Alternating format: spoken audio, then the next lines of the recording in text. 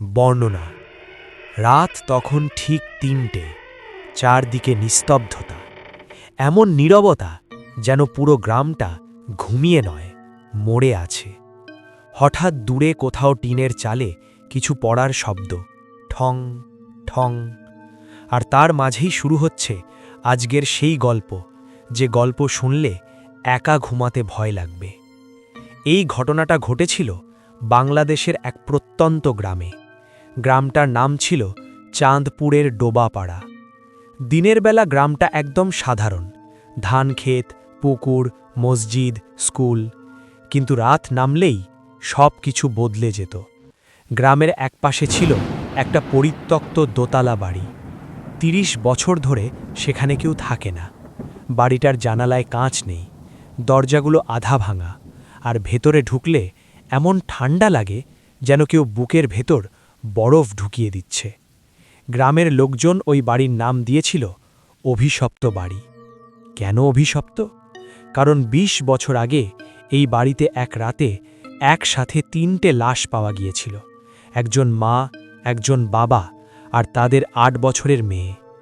Police বলেছিল আত্মহত্যা, কিন্তু গ্রামের মানুষ জানত ওটা আত্মহত্যা ছিল না, ওটা ছিল কিছু একটা অন্য কিছুর কাজ। বর্ণনা। ধীরে, ফিসফিস করে। রাত ৩টের পর ওই বাড়ির ভেতর থেকে মাঝে মাঝে শোনা যায় বাচ্চা মেয়ের কান্না, মা মা দরজা খোলো। কিন্তু ওই বাড়িতে তো কেউ থাকে না। এই গল্পের মূল চরিত্র আমি আর আমার ৩ বন্ধু, রাশেদ, সুমন আর কাইয়ুম। আমরা তখন কলেজে পড়ি। ভূতপ্রেত বিশ্বাস করতাম না, ভাবতাম এসব গ্রাম্য কুসংস্কার। একদিন সন্ধ্যায় চায়ের দোকানে বসে গল্প করতে করতে কথা উঠল ওই অভিশপ্ত বাড়ি নিয়ে।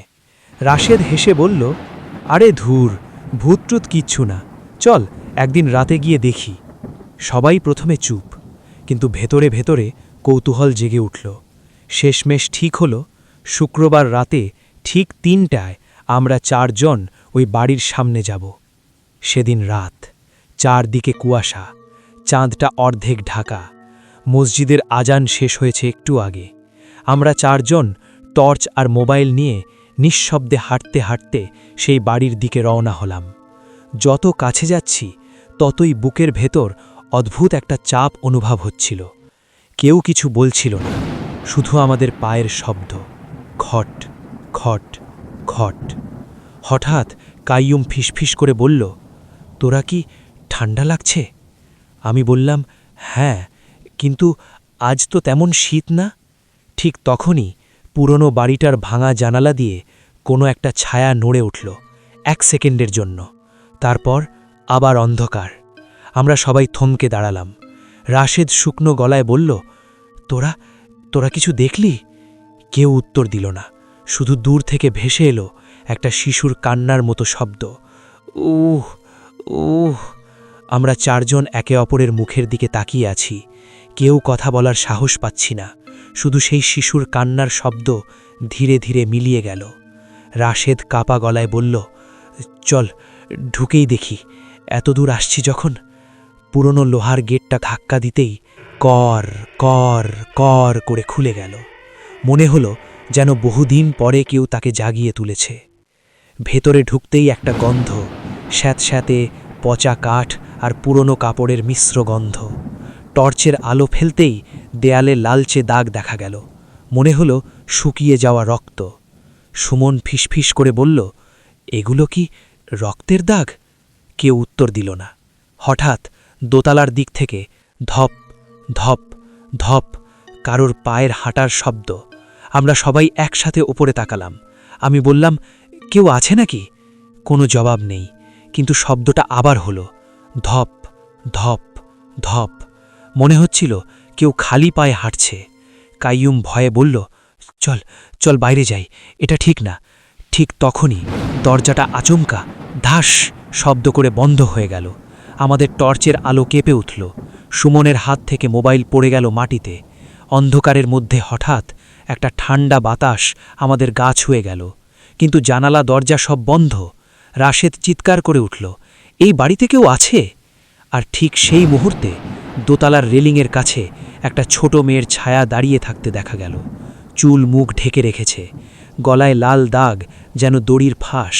সে ধীরে ধীরে মাথা তুলল আর ফিসফিস করে বলল, তোমরা কেন এসেছ? আমাদের শরীর বরফ হয়ে গেল। ভয়ঙ্কর মিউজিক জোরে, হার্টবিট সাউন্ড। এখান থেকেই শুরু হয় অভিশপ্ত বাড়ির আসল রহস্য। মেয়েটি আমাদের দিকে তাকিয়েছিল, চুপচাপ, যেন প্রাণ শক্তি হারিয়ে ফেলেছে। তার চোখগুলো অদ্ভুত রকমের খালি, কিছুই বোঝায় না, আবার সব কিছু দেখায়। সে ফিসফিস করে বলল, আমি মরেছি, কিন্তু ফিরেছি এখানে থাকতে। যে কেউ রাতে আসে সে আর ফিরে যায় না। আমরা থমকে গেলাম। রাশেদ কেঁপে কেঁপে বলল, কোথায় কোথায় মরেছিলে? মেয়েটি কোনো শব্দ করল না, শুধু ধীরে ধীরে আমাদের চারপাশে হেঁটে ঘুরতে শুরু করল। সুমনের হাত কাঁপতে কাঁপতে টর্চ ধরছিল। তার আলো মেয়েটির শরীরের দিকে পড়ল, যেন শরীর নেই, শুধু ছায়া আর অন্ধকার। হঠাৎ দোতলার ভাঙা জানালা দিয়ে একটি হালকা লাল আলো ফ্ল্যাশ হলো। আমরা চমকে উঠলাম। মেয়েটি চিৎকার করল, কিন্তু কোনো শব্দ বের হলো না, শুধু আমাদের চারপাশে বাতাস ঘূর্ণি করতে লাগল। কাইয়ুম ফিসফিস করে বলল, আমাদের এখনই চলে যেতে হবে, তবে দরজা খোলা যায় না। আমরা ব্যস্ত, মেয়েটি আমাদের চারপাশে অদৃশ্য হয়ে যাচ্ছে, কখনো সামনের দিকে, কখনো পেছনের কোণে।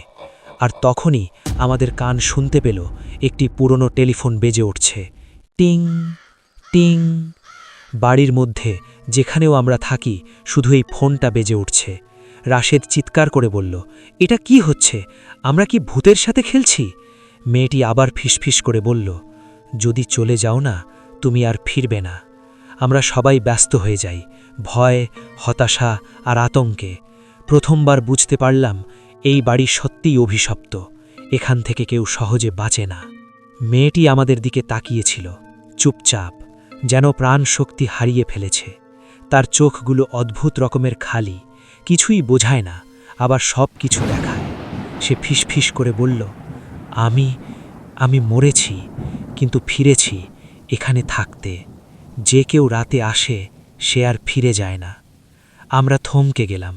রাশেদ কেঁপে কেঁপে বলল, কোথায় কোথায় মরেছিলে? মেয়েটি কোনো শব্দ করল না, শুধু ধীরে ধীরে আমাদের চারপাশে হেঁটে ঘুরতে শুরু করল। সুমনের হাত কাঁপতে কাঁপতে টর্চ ধরছিল। তার আলো মেয়েটির শরীরের দিকে পড়ল, যেন শরীর নেই, শুধু ছায়া আর অন্ধকার। হঠাৎ দোতলার ভাঙা জানালা দিয়ে একটি হালকা লাল আলো ফ্ল্যাশ হলো। আমরা চমকে উঠলাম। মেয়েটি চিৎকার করল, কিন্তু কোনো শব্দ বের হলো না, শুধু আমাদের চারপাশে বাতাস ঘূর্ণি করতে লাগল। কাইয়ুম ফিসফিস করে বলল, আমাদের এখনই চলে যেতে হবে, তবে দরজা খোলা যায় না। আমরা ব্যস্ত, মেয়েটি আমাদের চারপাশে অদৃশ্য হয়ে যাচ্ছে, কখনো সামনের দিকে, কখনো পেছনের কোণে। আর তখনই আমাদের কান শুনতে পেল একটি পুরনো টেলিফোন বেজে উঠছে, টিং টিং। বাড়ির মধ্যে যেখানেও আমরা থাকি শুধু এই ফোনটা বেজে উঠছে। রাশেদ চিৎকার করে বলল, এটা কি হচ্ছে? আমরা কি ভূতের সাথে খেলছি? মেয়েটি আবার ফিসফিস করে বলল, যদি চলে যাও না, তুমি আর ফিরবে না। আমরা সবাই ব্যস্ত হয়ে যাই, ভয়, হতাশা আর আতঙ্কে। প্রথমবার বুঝতে পারলাম এই বাড়ি সত্যিই অভিশপ্ত, এখান থেকে কেউ সহজে বাঁচে না।